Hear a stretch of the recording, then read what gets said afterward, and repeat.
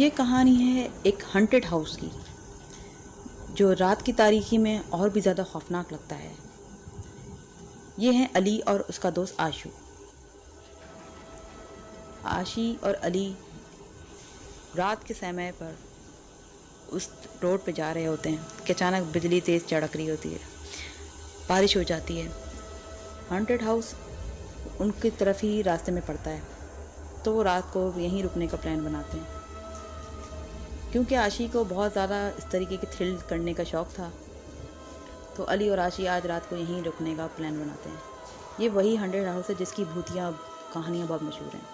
वो अंदर की तरफ जाने लगते हैं। बात डिसाइड हो जाती है कि हम अंदर चलते हैं, आज रात यहीं रुकेंगे जब तक मौसम सही नहीं हो जाता। वो अंदर जाते हैं। घर का माहौल कुछ उन्हें सही नहीं लगता। जैसे ही दरवाज़ा वो खोलते हैं, अंदर से बहुत सारी चिमगादड़ें एक साथ ही निकलकर उड़ती हुई उनके पास आती हैं। आशी और अली थोड़े से चौंक जाते हैं। आशी और अली एक दूसरे को मजाक में हंसते हुए छेड़ रहे होते हैं कि हम कि किस जगह पे आ गए हैं, ये हॉन्टेड हाउस कहीं से हॉन्टेड लग रहा है। अचानक से एक आवाज़ सी आती है। दोनों चौंक जाते हैं। कुछ पल को उनको बिल्कुल समझ में नहीं आता कि ये आवाज़ किस चीज़ की है। अली कहता है, अरे नहीं, ऐसी कोई बात नहीं, हम दूसरी तरफ चलते हैं।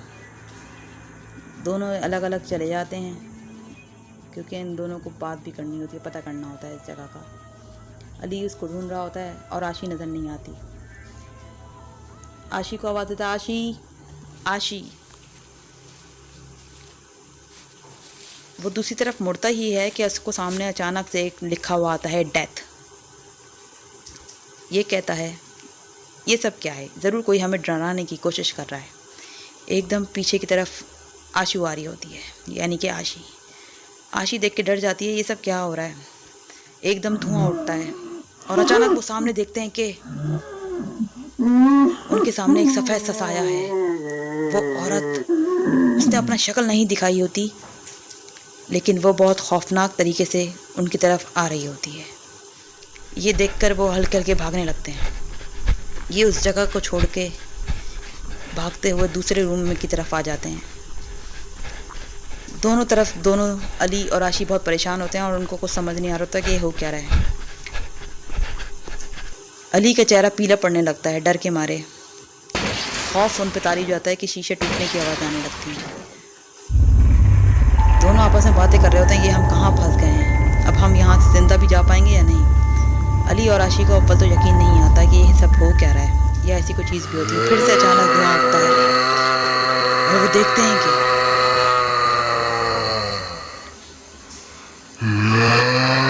इस बार उन्हें उसकी शक्ल नज़र आ जाती है और वो खौफ के मारे वहाँ से भागते हैं। उन्हें इतना खौफ आ रहा होता है, वो भागते हुए एक लॉन्च की तरफ आ जाते हैं। दोनों की हालत इस वक्त बहुत सटपटाई हुई होती है। उनको समझ नहीं आ रहा होता कि क्या करें। अचानक से वो बदबू सामने अली के दोनों देख के हक्के बक्के रह जाते हैं। उसके हाथ में चाकू होता है और वो एकदम ही उसकी गर्दन पे चला देती है। ये देख के अली रोने लगता है, चीखें मारने लगता है कि अब उसका क्या होगा। वो उसकी मौत भी इसको सामने नजर आ रही होती है। अली उससे कहता है कि मुझे जाने दो, मैंने कुछ नहीं किया, हम लोग यहाँ गलती से आ गए थे, हम रात गुजारने आए थे। अब आप सोच रहे होंगे कि अली का क्या हुआ, क्या वो भी मर गया अपने दोस्त आशी की तरह। अली ज़िंदा है और इस वक्त वो उस हादसे को भुला नहीं पाया है, क्योंकि उसमें उसकी सबसे अच्छी दोस्त आशी मर चुकी होती है। तो दोस्तों, अगर आपको ये वीडियो पसंद आई हो तो वीडियो को लाइक करना बिल्कुल भी मत भूलिएगा और चैनल को सब्सक्राइब, अगर अभी तक आपने नहीं किया तो चैनल को सब्सक्राइब कर लें। बेल नोटिफिकेशन को ज़रूर प्रेस करें।